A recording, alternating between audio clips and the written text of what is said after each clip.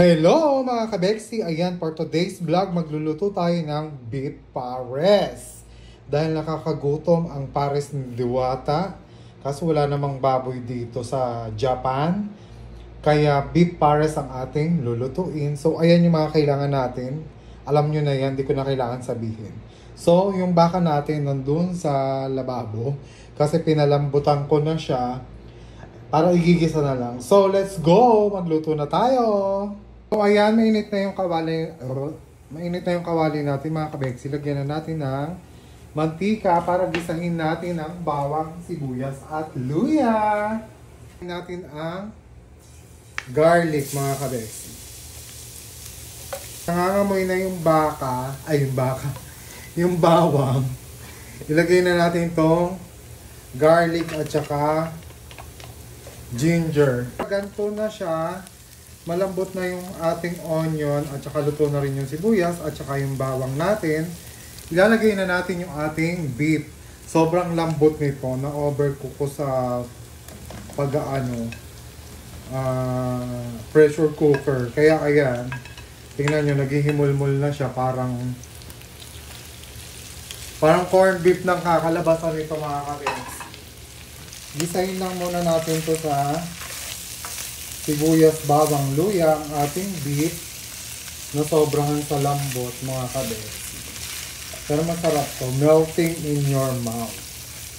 So ayan, gisahin lang natin siya ng bonggang-bongga para kumapit yung aroma ng bawang, sibuyas at luya sa karne ng beef.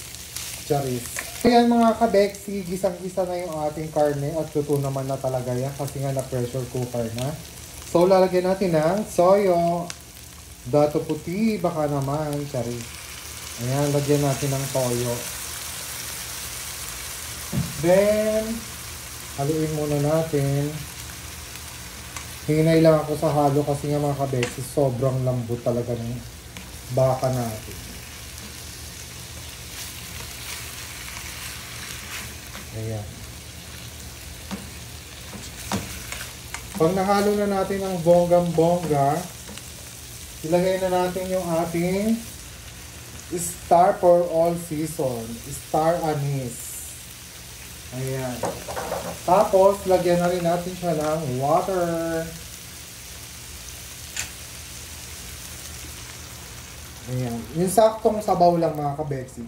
Depende na sa inyo kung gusto niyo yung masyadong masabaw or yung sakto lang din. Nasa sa inyo na yun. Kumulo lang siya, pwede nang siyang timplahan. Gawa ng luto na nga yung karne. Paulit-ulit tayo. Ayan ang ating beef pares a la Bexi. Inspired by Diwata. Charis. Antay lang natin kumulo, mga kabeksi, bago natin timplahan. So ayan mga kabeksi, kulong-kulo na yung ating beef pares. So lagyan na natin siya ng isang beef cubes para malasang malasa. Kasi ang baka dito sa Saudi hindi masyadong lasang baka. Iba yung baka dyan sa Pilipinas. Tapos lagyan na rin natin siya ng fatis. Ayan. Para mas malasa talaga ang ating beef pares. Then, lagyan na natin siya ng paminta. Timplahan na natin siya ng paminta. Paminta at patis ang pampalasa. Tapos lalagyan natin siya ng very light na sugar para naglalaban yung alat at tamis. Pero hindi masyadong matamis. Ayoko ng matamis. So wala tayong brown sugar, kaya white sugar na lang. Ayan. Isang kutsara lang. Konti pa. Ilang kadaling magluto ng pares, mga kabeks. Ay, ito pa pala, yung pinaghiwaan natin ng sibuyas na mura. Ilagay na natin para lumasa. Pampalasa din yan.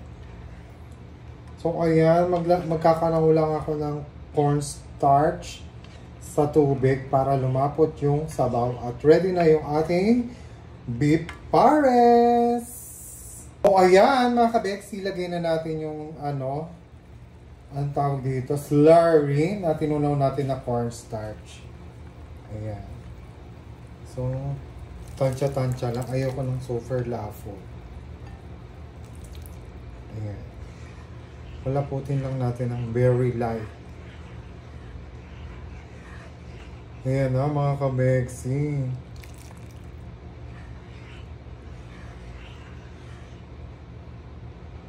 Matataob na naman ang kanin. Lagay na nga natin lahat.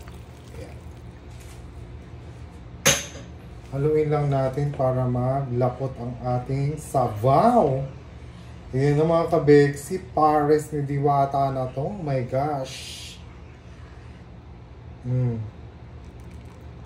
Hindi siya sobrang labnaw, hindi siya sobrang lapot, sakto lang. Pag lumamig pa naman to medyo maglalapot pa siya. Thanks for watching mga kabeksi. Please don't forget to follow my page, share and like my videos. Bye!